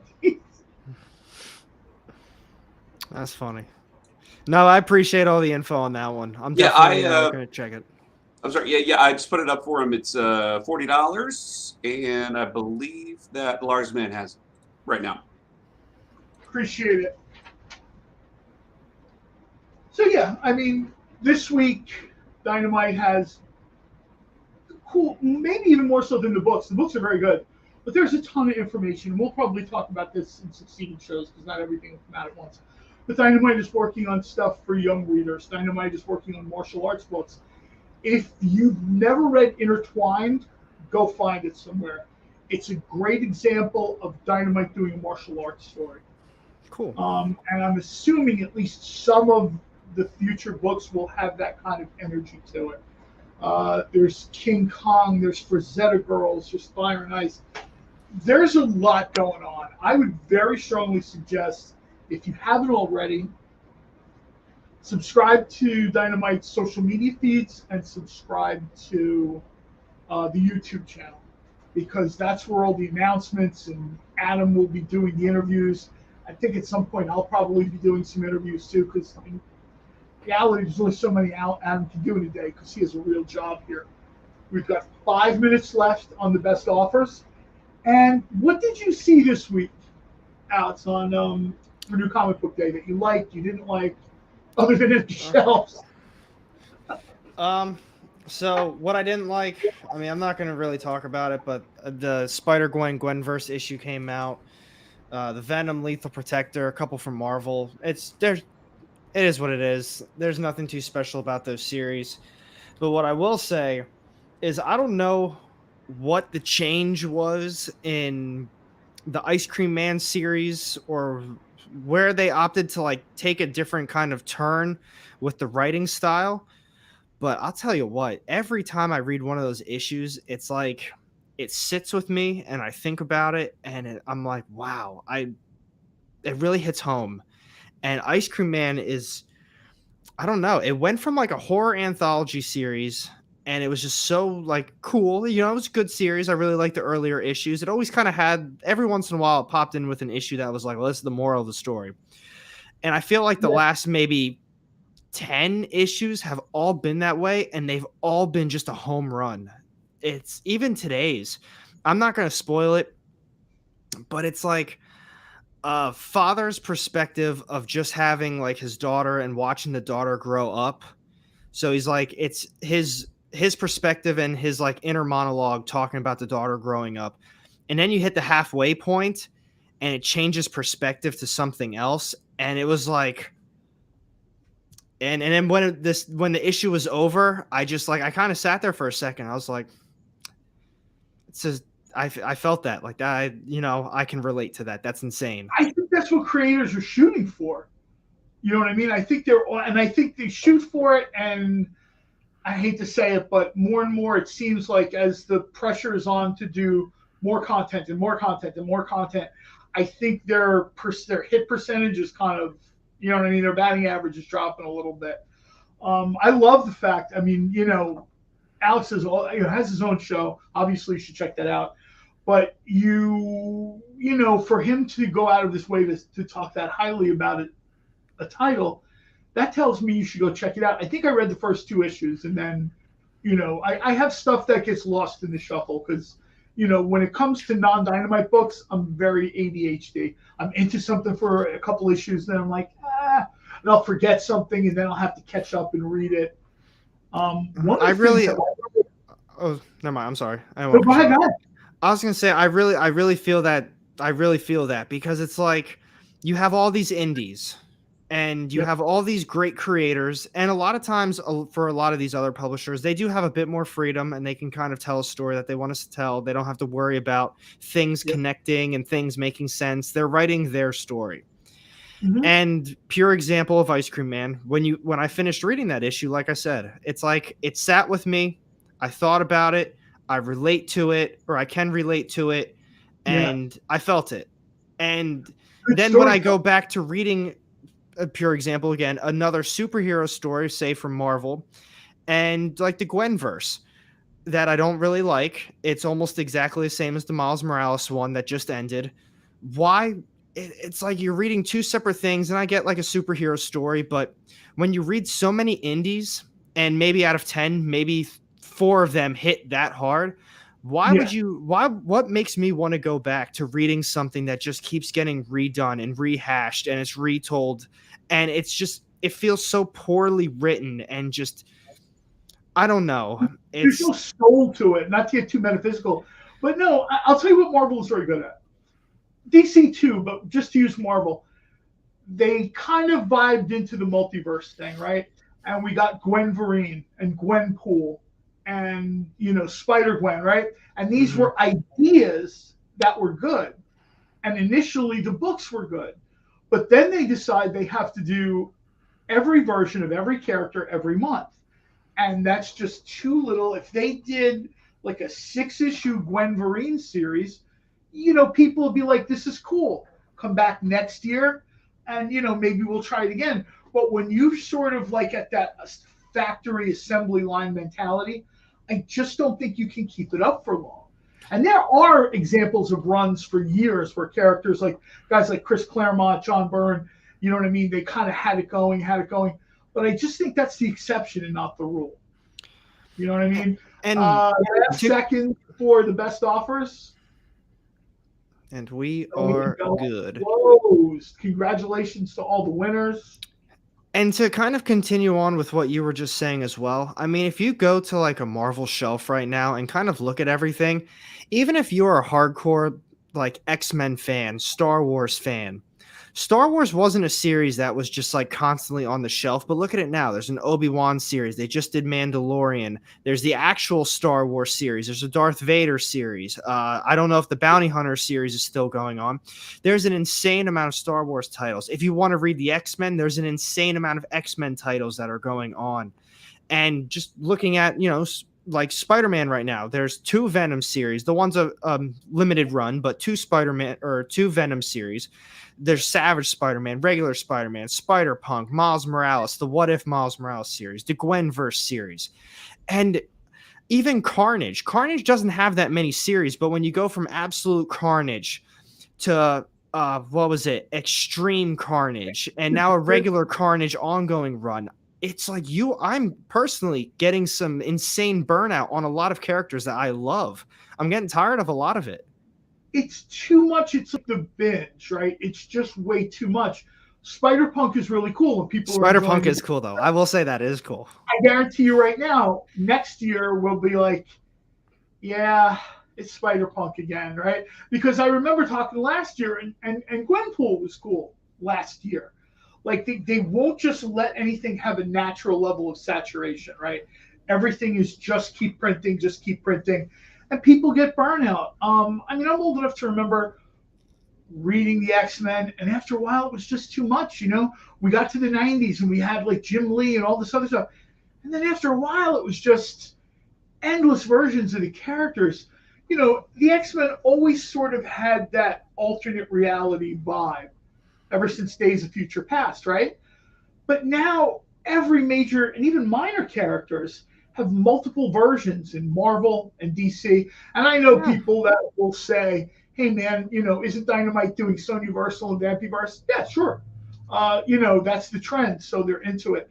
But I'll tell you right now, if we were doing Vampyverse issue 60, I have a feeling people will be like, all right, dude, we get it. There's a Cowboy Vampirella and, we mentioned before, Plumber Vampirella. I know, and still no new Rook series. Actually, Preston, I did a little looking into this about the Rook. So I was curious. The last time somebody did the Rook, Harris did it. And then, of course, I think Dark Horse did a Rook series within their Eerie archives, the Eerie Vault archives. That's the last of the Rook. And honestly, I don't know if Dark Horse still has those rights. I don't, you know what I mean? Because Warren and Harris stuff is sort of a little bit all over the place. So, I would love to see the Rook. I'd love to see like a new version. I mean, I don't want the story to change, but I'd like to see new stuff because it's some of that stuff of the Rook is, especially when Warren put him in his own magazine, That's hard to find. It's real hard to find. Yeah, Dark Horse, I think 2015. So now I know we're running low on time, but to answer Creative Keeps, he said, do you think popularity for Marvel will start to fade? In my honest opinion, it's like a yes and no thing. I think Marvel's insanely popular right now. Like, it's a really cool thing to like Marvel. I think if popularity fades, it's going to be because of themselves. Not even speaking on the comic book level, because if we're being honest here, a lot of the popularity probably doesn't come from the comic books at all. It's all movie based and stuff like that. It's all movie and Disney Plus based. You're absolutely right. But they're pumping a new movie out every month or every other month. It feels like. I mean, what we just have Multiverse of Madness. 3 months later, we've got Thor: Love and Thunder, and before Multiverse of Madness, we just had No Way Home. We just had Eternals. 2 months before that, we had Shang-Chi, Black Widow, and it keeps going back. The Disney Plus shows, same thing. Yeah, and Morbius fit in with that, and the TV shows are basically filling the gap of the movies. Oh, well, we're going to have these 2 shows, or we're going to have this show that's going to take up the span of a month and a half that's going to, hell, maybe even lead into the movie. And for the average person who isn't a Marvel fan, like, say, you and I maybe are, they're going to think it's too much, it's overwhelming, and they personally just don't really care. I agree with you. I think that's a spot-on assessment. JD, you want to hit the randomizer real quick, see who wins this thing? Now, if anything, what Creative Keep says they're talking about Eternals 2, it should have been a 2-part movie the entire time. They should have done a backstory, and then they should have gone, awesome, Dwayne. Dwayne's in pain. Congratulations, bud. This is a very cool book. Yeah, that's what I'll leave it at, is they should have done the backstory as one movie, and all that cool action-y crap and all the story that they tried to tell in that second or third or fourth hour. I don't even remember how long that movie was. That should have been the second movie, where they could have truly focused on a backstory, slow movie, whatever, but a nice origin backstory, and then bang, all the action, all the lead up, all the build up. They could have done it very well, but they didn't. They just want to capitalize. On that note, you're absolutely right. On that note, I would suggest check out, Air Comics. If we have a chance to throw the link up there, there's a lot more sort of well thought out, in-depth analysis. Let's be honest. Basically, Rex and I just show up here. We just kind of say whatever we want. Alex tends to have more thought out, structured. Sometimes. Sometimes. Otherwise, it's I hate this. Thank you, JD, for sort of pushing the buttons and throwing the switches. Thank you, everybody who joined us. Thank you, everyone. Rex will be back on Monday, and you'll get all Rex all the time next week. I'll be on vacation. I won't be back. Maybe never, if Nick finds out all the stuff I help myself to. Everybody, thanks for joining us. I know the last couple of shows have been a little bit choppy with just one of us in here. Congratulations to all the winners, the best offer winners. Nick's show is Friday. I mean, we have something at 9:00, right? I think so. Is it Wednesday Warriors? I think it's at 9. Wednesday Warriors is at 9. But before that, coming up 15 minutes just after the show, Kyle will be coming on to go over all the press releases and all the info that he's getting from his sources live from Comic-Con at our Stuck at Home, not at Comic-Con special. Not at Comic-Con. He did one of those the other day. Check that out. It's very cool. Yeah, he's doing one every day this week. Nice. Cool. Everybody, thanks a lot. We will see you, like I said, next show is on Friday. Rex will be back on Monday. Have a great new comic book day, everybody. Thank you again, everybody. Get the inside scoop on everything happening at the experience every week. Join our mailing list by scanning the QR code at the bottom of the screen and then watching your email inbox.